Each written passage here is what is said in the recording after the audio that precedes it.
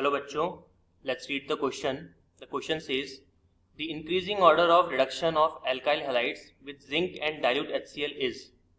आपको बताना है कि A, B, C, D जो चार ऑप्शन है उनमें से सही ऑर्डर क्या होना चाहिए एल्काइल हैलाइड की रिएक्टिविटी का. तो क्वेश्चन को सॉल्व करने से पहले देख लेते हैं इसका की कॉन्सेप्ट. तो इस क्वेश्चन का जो की कॉन्सेप्ट होना चाहिए दैट इज रिएक्टिविटी ऑफ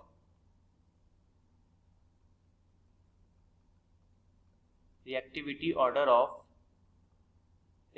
हमको देखना है एल्काइल हैलाइड्स.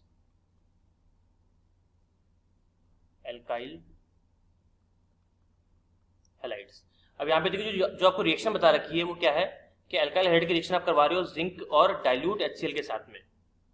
ठीक है, तो जिंक के प्रेजेंस में आप करवा रहे हो डाइल्यूट HCl के साथ में. तो यहाँ पर जो रिएक्शन होगी वो क्या बनेगा आपका, ये आपसे पूछ रहा है. तो देखिए कोई भी अगर हम रिएक्शन करवाते हैं एल्काइल हैलाइड की तो यहाँ पे आपको एक चीज ध्यान रखनी है. अगर मैं यहाँ पे एल्काइल हैलाइड की बात करूं तो एल्काइल हैलाइड को हम लोग रिप्रेजेंट करते हैं RX से. और RX आपके कई टाइप का हो सकता है. जैसे कि अगर यहाँ पे मैं आपको एक लिस्ट दूं पूरी तो चार टाइप का हो सकता है. ये एक तो हो सकता है आपका RF, एक हो सकता है इसके अंदर RCl, एक हो सकता है इसके अंदर आपका RBr और एक हो सकता है आपका RI. ठीक है, जनरली हम लोग RF को रिएक्शन में पार्टिसिपेट नहीं करवाते, एज ए रिएक्टेंट नहीं लेते हैं. क्यों? क्योंकि यहाँ पे फ्लोरीन है, फ्लोरीन का साइज छोटा होता है, इलेक्ट्रोनेगेटिविटी ज्यादा होती है. ठीक है, बॉन्ड एंथैल्पी इसकी ज्यादा होती है, आयनाइजेशन एंथैल्पी इसकी ज्यादा होती है. तो ये इजिली R के साथ में मतलब कार्बन के साथ में बॉन्ड को ब्रेक नहीं करता है. ठीक है, इसलिए हम लोग क्या करते हैं जनरली हम लोग यहाँ पर जो कंपाउंड लेते हैं वो ये तीन लेते हैं, RCl, RBr और RI. अब इनकी अगर मैं बात करूं तो किसी भी रिएक्शन के अंदर जो हेलोजन है तो उसका बाहर निकलना कंफर्म है, राइट.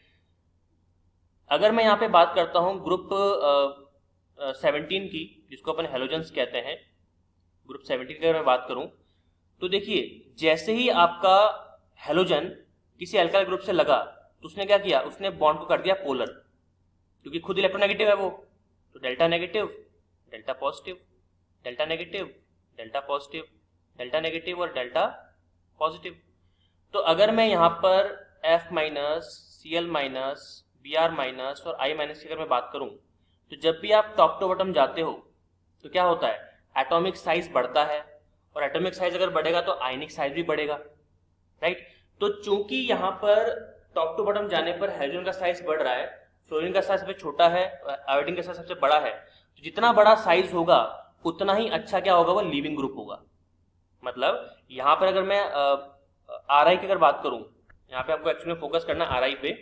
तो अगर मैं RI की यहाँ पे बात करूं तो जिसको मैं हाईलाइट कर देता हूं, तो ये जो RI है इसमें आयोडीन का साइज बहुत बड़ा होने की वजह से इसके न्यूक्लियस की जो होल्डिंग कैपेसिटी है, जो इफेक्टिव न्यूक्लियर चार्ज है, ठीक है, वो इतना अच्छा नहीं है, वो बहुत वीक है. और वीक होने की वजह से जो एल्काइल ग्रुप होता है वो आराम से यहाँ से बॉन्ड को ब्रेक करके जा सकता है. जैसे अगर मैं कंपेयर करके आपको बताऊं तो अगर मान लीजिए ये आयोडीन है तो ये क्या है आपका, ये आपका R है. तो साइज का डिफरेंस आप देख सकते हो कितना ज्यादा मतलब डिफरेंट है. और डिफरेंट होने की वजह से जो बॉन्ड जो स्ट्रेंथ होती है यहाँ पे एल्काइल ग्रुप और आयोडीन के बीच में वो बहुत ज्यादा वीक होती है. ठीक है, और वीक होने की वजह से ही जो RI होता है बहुत जल्दी रिएक्ट करता है किसी भी रिएक्शन के अंदर.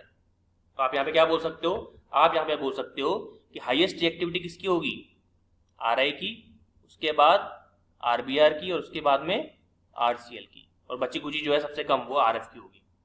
तो बताइए यहाँ पे सही ऑर्डर जो है कौन सा ऑप्शन के साथ मैच कर रहा है, बताइए RI उसके बाद में RBr फिर RCl, ऑप्शन बी के साथ में.